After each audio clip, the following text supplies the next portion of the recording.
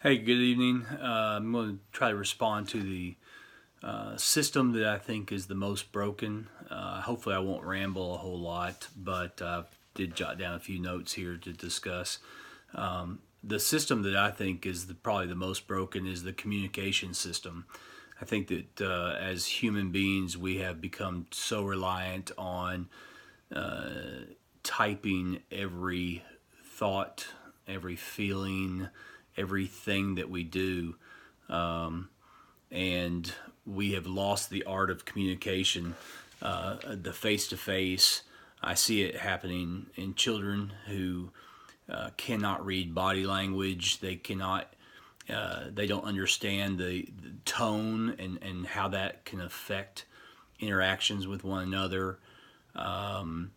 We tend to rely on either sending a text or an email or some sort of other way of doing it. We tend to rely on screens, and I think that's affecting almost everything we do. It affects all the other systems in the process.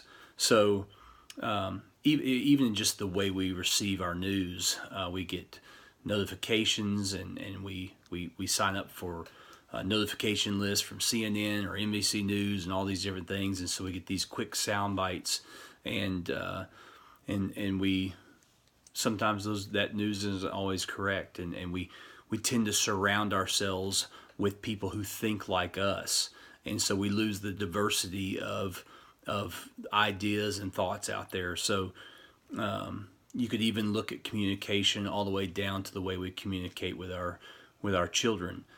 We also have people who say, I could never take the cell phone away from my or the iPad or whatever it is from my child because I have to have it to communicate with them.